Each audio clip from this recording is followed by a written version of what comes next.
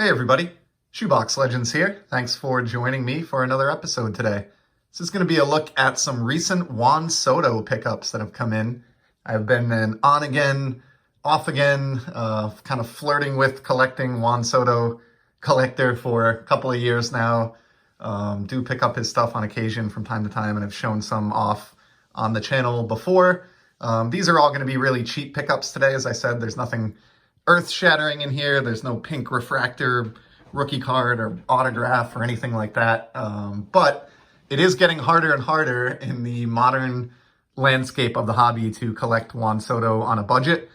For a long time, he was a very underpriced athlete, much like Leon Draisaitl is in the world of hockey, in my personal opinion. But that has definitely changed. And this past offseason in particular, Soto has kind of taken off, and it's a little bit difficult to find his stuff at a bargain, but it can still be done. And I think today's grouping of cards is an example of exactly how it can still be done. So these have all come in, I would say, within the last month. So, these were all purchased after he kind of became a big name in the hobby and highly sought after and saw his prices surge, but I didn't break the bank on any of these cards. So first up, we have a pair of these Keith Shore Bowman cards. This was from like a on-demand, I think, or online release that was done up last year by Topps. Totally get that, Keith Shore is not for everybody, and I know the Griffey card with 100,000 copies kind of became a joke in the hobby to an extent, but I enjoy the man's artwork. Was able to grab 2 copies of the Soto card from that Bowman release, which pays tribute to the original or the revived Bowman brand in 1989.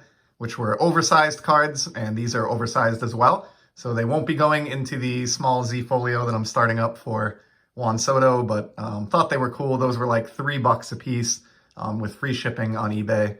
And just a reminder that above everything else, the hobby was supposed to be fun, or at least that's kind of how it started. So not every card that you pick up has to be valuable or have growth potential or anything like that. You can just enjoy yourself and spend $3 and get a cartoon card that makes you smile, then I think you're doing pretty well. So next up, I've heard a couple of other channels talk about these, and I definitely agree. These Mosaic baseball cards, they are unlicensed, being from Panini, but despite that, they're pretty striking looking cards, and they have some really nice shiny parallels available. And so I've scooped a couple of these up in the recent past. I'm just removing the masking tape here off the first of these. But we'll start with an insert from Mosaic. This is Producers, but has like a crazy element going on here. I don't even know what this is called or if it says so on the back. It might just be a prism parallel, but pretty wild. I don't normally go for inserts, but thought this would look nice in a Z folio, and it was literally less than $2. And I think the shipping was like 93 cents. So less than $3 to my door for the shine factor alone. Just couldn't resist that. Like I said, especially, nowadays picking up Juan Soto cards for that price can be a challenge. The next 2 are also from Mosaic. They were a little bit more expensive than that insert, but still very, very reasonable in my personal opinion. The first is this red. And this is one that I saw featured on Mr. Fisher Bike's channel, I know, as well as maybe 1 or 2 other places. The name of the parallel is escaping me at the moment, but it is one of the red parallels that's available. Just love that classic Panini shine. Looks fantastic. This was, I think, about $5, and I'm a total sucker for red or blue parallels in particular when it comes to Soto, just because of the obvious, matching of the team colors with the Washington Nationals. So, albeit unlicensed, I thought that was a very solid pickup for like a $5 price point, especially on someone who is so popular in the hobby right now. And I do love Panini. I wish they had a license to produce MLB trading cards, but sadly, that has not been the case. But unlicensed, I don't normally go for, but I did make an exception for these. And then to match that one, here's a nice blue as well. I believe this one is blue camo. It's a little bit tough to make out, but it does have like a camouflage element behind the blue and the shine. This is the same exact card otherwise as the one that we just saw, the 2021 Mosaic. Just great image that Panini chose there of Soto after a monster swing. And, since I mentioned that I like red and blue, being the Nationals team colors, I thought it would be nice to get one of each of those parallels for the Z Folio. So I'm not going to go crazy with Mosaic and try to complete a rainbow or anything along those lines, but thought those were a couple of fun additions, and like all the cards in today's video, didn't really break the bank. So next up, I have a Sport Lots fail. However, I say that tongue-in-cheek because it was so cheap that it was worth the gamble, and I'm going to be keeping it anyway. But I saw a 2021 Stadium Club Chrome insert of Juan Soto on Sport Lots for 35 cents, and very reasonable single card shipping that even shipped to my door. I think the total cost of this card was 85 cents. Now, if this was the Chrome insert from Stadium Club, that would be a real bargain at 85 cents. If it isn't, that's still not a bad deal for a base card, so I just kind of went for it, sight unseen. I got the base card. This is not Stadium Club Chrome. I don't know if the seller was trying to be deceptive or just was truly confused. I tend to think it's the latter because I don't really think even a base Stadium Club card like this, it makes sense to list at 35 cents. But either way, it was a little bit of a sad trombone when I opened up the envelope, was hoping I maybe had a Chrome score of a lifetime there at just, a quarter and a dime. But as it stands, it was the base card. Still a very nice looking base card though, and one that I don't remember if I pulled out of my retail box that I busted on the channel earlier this year. So happy to have that. And if it's a dupe, it'll go into the Z Folio with all the rest of these cards. And the other reason I didn't mind, taking a gamble on that is because I already had the Chrome insert from Stadium Club on the way. In fact, I found a seller on Sport Lots with 2 copies of the actual Chrome insert. As you can tell the difference here with the chromium cardstock.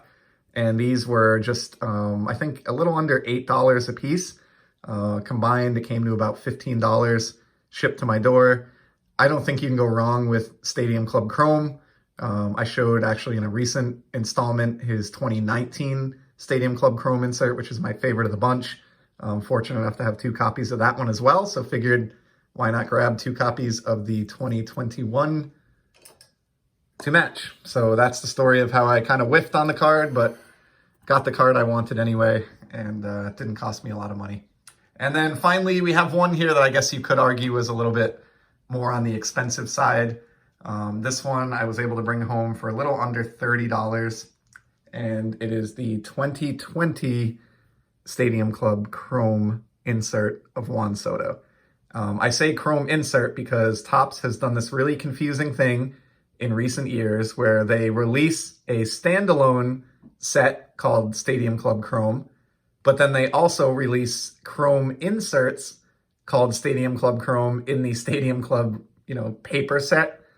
And so the result is, popular athletes like Juan Soto, they get 2 different Stadium Club Chrome cards each year. One is a base card from Stadium Club Chrome. One is a much rarer, in my estimation, insert from Standard Stadium Club.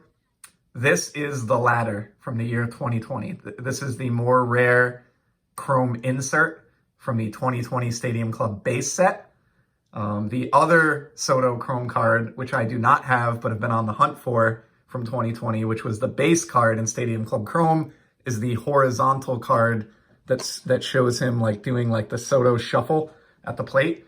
Definitely in the market for one of those. I have been trying to win one, but honestly, they're just selling for more money than I feel like they're worth as a base card from the year 2020. So I'm holding out and waiting, hopefully, for prices to drop a little bit on those. But in the meantime, scored the more rare insert version of his Chrome card, which has, a less exciting image, if I'm being honest, but is still a relatively rare Soto card in the grand scheme of things.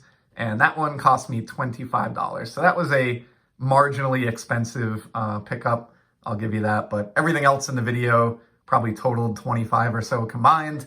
And so nice little stack of Sotos there, and not breaking the bank picking these up, even in the crazy Soto landscape that we see ourselves in here as the spring of 2022 nears. So that's a wrap for today. just wanted to group all those together. Figured it made sense to just shoot one episode and lump a lot of these cheap low-end Soto pickups into one installment.